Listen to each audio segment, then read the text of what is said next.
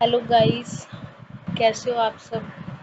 I hope आप सभी ठीक ठाक होंगे और अपने बीएड की एंट्रेंस की तैयारी अच्छे से कर रहे होंगे।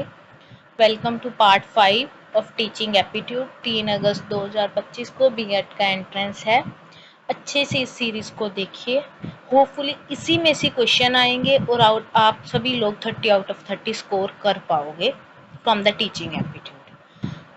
चैनल को सब्सक्राइब करें, वीडियो को लाइक करें, शेयर करें वीडियो को अपने फ्रेंड्स के साथ जो बीएड के एंट्रेंस देने जा रहे हैं।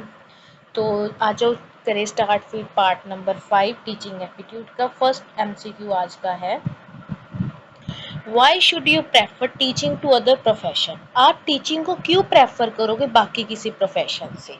ये क्वेश्चन अक्सर आपसे पूछा जाता है जब आप एक इंटरव्यू के लिए जाते हो कि आप इस प्रोफेशन को ही क्यों ऑप्ट कर रहे हो, आप टीचिंग की जॉब में ही क्यों आए, किसी और जॉब में क्यों नहीं गए। For the service of humanity, for love of income, for love to young energy, for mastery of over the subject of teaching. For service of humanity means लोगों की सेवा करने के लिए, क्योंकि कहा जाता है टीचिंग ही एक ऐसा प्रोफेशन है जिससे बाकी सभी प्रोफेशन निकलते हैं। टीचर ही है जो एक सोसाइटी को डायरेक्शन देता है। फॉर लव ऑफ इनकम, पैसा तो हम कहीं से भी कमा सकते हैं। For love to young energy, छोटे बच्चों से प्यार है इसलिए।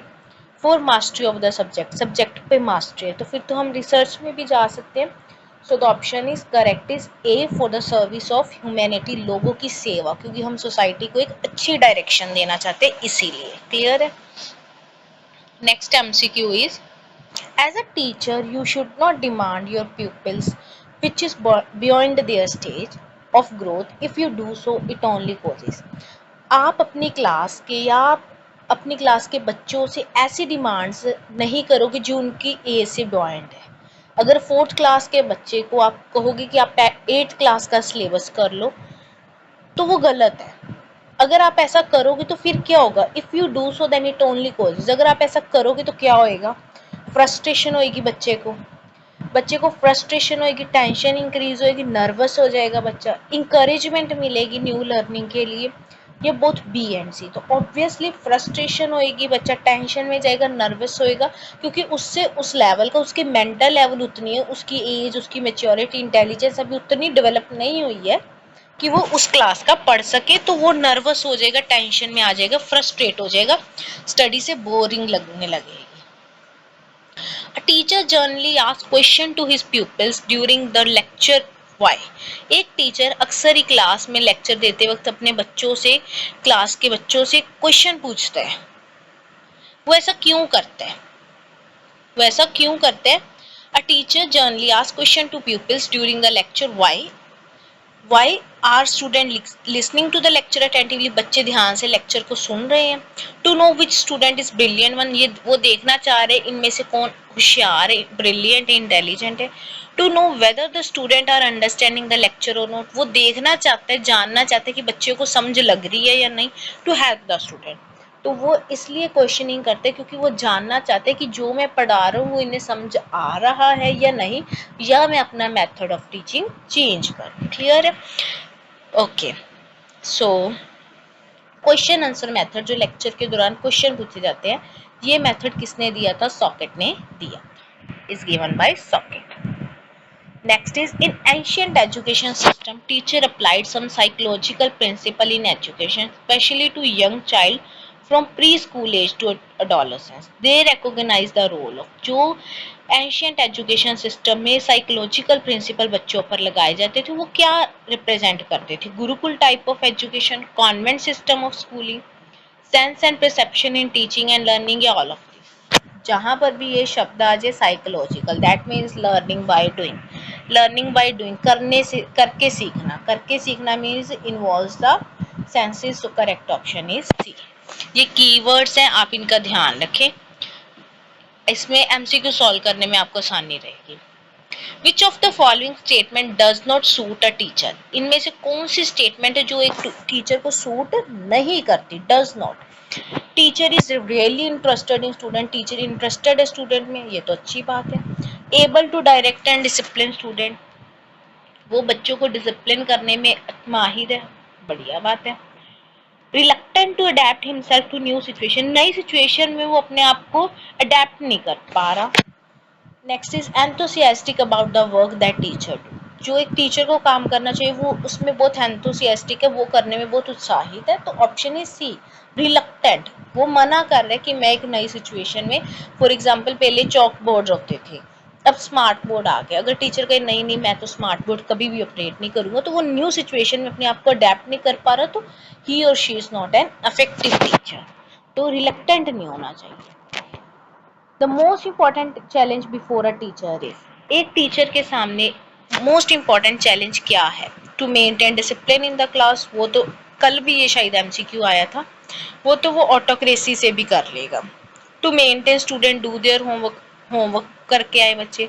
To prepare the question paper, to make teaching learning process enjoyable. So ये क्वेश्चन पहले भी डिस्कस किया हुआ है, इसका ऑप्शन है डी, टीचिंग लर्निंग प्रोसेस को इंजॉयबल करना। ये रिपीट हो गया। So next is which of the following is और आर ट्रू अबाउट टीचिंग। कौन से स्टेटमेंट ट्रू है टीचिंग के अबाउट में? इज और आर का मतलब है वो स्टेटमेंट एक भी हो सकती है, एक से ज्यादा भी हो सकती है। The analysis and assessment of teacher provide feedback for further improvement in teaching method.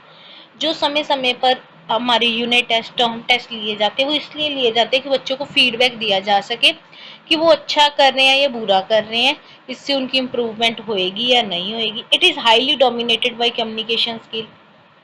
It is a process not an act. Teaching एक प्रोसेस है, वो एक एक्ट नहीं है, वो प्रोसेस है, होली होली चलता है, एकदम से उसका रिजल्ट नहीं आता। It is highly dominated by communication. Communication skill बहुत मैटर करती है टीचिंग में, या all of this.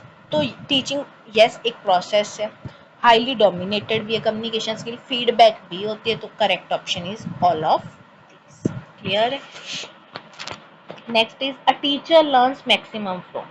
Very important question, ये एमसीक्यू अक्सर पूछा जाता है। A teacher learns maximum from, एक टीचर सबसे ज्यादा किससे सीखता है? प्रिंसिपल से, बुक्स से, स्टूडेंट से, या none of this? A teacher learn maximum from his students, अपने स्टूडेंट से सीखता है। क्योंकि कहते हैं ना कि एक टीचर बनने के बाद भी वो सीखता रहता है, सीखता रहता है कि बच्चों के एक्सपीरियंसेस से उसके एक्सपीरियंसेस भी बिल्डअप होते रहते हैं। Bright light in classroom is a type of dash barrier. आपकी क्लास में बहुत ब्राइट लाइट है, तो वो किस तरह का एक बैरियर है? फिजिकल डिस्ट्रैक्शन है बच्चों के लिए, इमोशनल है, चैनल है, या नन ऑफ दीज है? तो वो एक तरह की फिजिकल डायरेक्शन डिस्ट्रैक्शन है। A option. How will you demonstrate your impartial behaviour? आपका इम्पार्शियल बिहेवियर है, तो आप उसे कैसे डेमोन्स्ट्रेट करोगे? इम्पार्शियल मीन्स आप किसी के साथ भेदभाव नहीं करते हो, तो आप उसे कैसे डेमोन्स्ट्रेट करोगे? By maintaining the self esteem and egoistic behaviour. एक इगोइस्टिक सा बिहेवियर, एक प्राउडी सा बिहेवियर रखोगे। By making own behaviour more balance and fair, अपने बिहेवियर को बैलेंस या फेयर सबके साथ एक समान रखोगे। बाय असॉल्टिंग अ टीचर, एक टीचर की बुराई करके, क्रिटिसाइज करके उसे। By criticising the teacher community, पूरी टीचर कम्युनिटी को क्रिटिसाइज करके। सो आपने अपना इम्पार्शियल बिहेवियर कैसे शो करना है? by showing a behavior that is balanced and fair, जो balanced and fair है। ये आज की सीरीज थी 10 MCQ की। आई होप आपको पसंद आई होगी।